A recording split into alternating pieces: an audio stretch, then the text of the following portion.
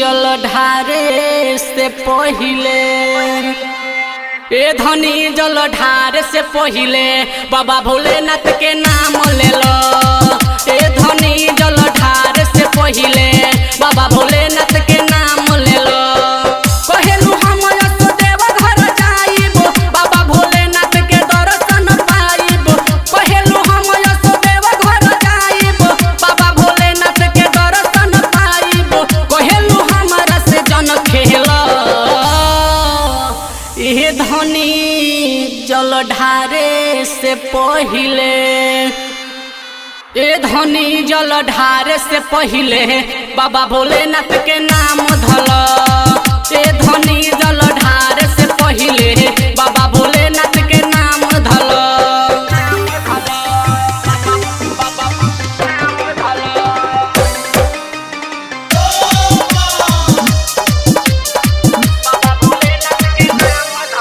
हमर बतिया तू मानो जनो यही से तू ठानो। हमर बतिया तू मानो जनो यही से तू ठानो। नहीं जिद कर ए धनिया ले तो रह तू नाम हो तो रही तोहर काम नहीं होई कोनो परसनिया। देवघर में बाजो ताटे डीजे चारू ओरी जन तू कर अब चिंता ए गोरी। देवघर में बाजो ताटे डीजे चारू ओरी जन तू कर अब चिंता ए गोरी। काने पर कांवर लेके चलो ए धनी जल ढारे से पहिले ए धनी जल ढारे से पहिले बाबा भोलेनाथ के नाम ले लो। ए धनी जल ढारे से पहिले बाबा भोलेनाथ के नाम ले लो।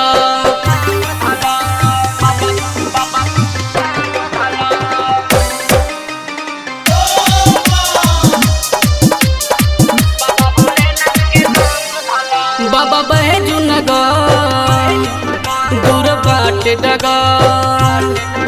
बाबा बैजू नगर दूर बाटे डगर जल्दी से चल ए धनिया। वो तो बाटे अब देर जन कर तू अबेर अब बात मान ए धनिया। लिखे लगी तिया तो छोटू मन जैसे हो गावेले देख दीवाना परदेस हो।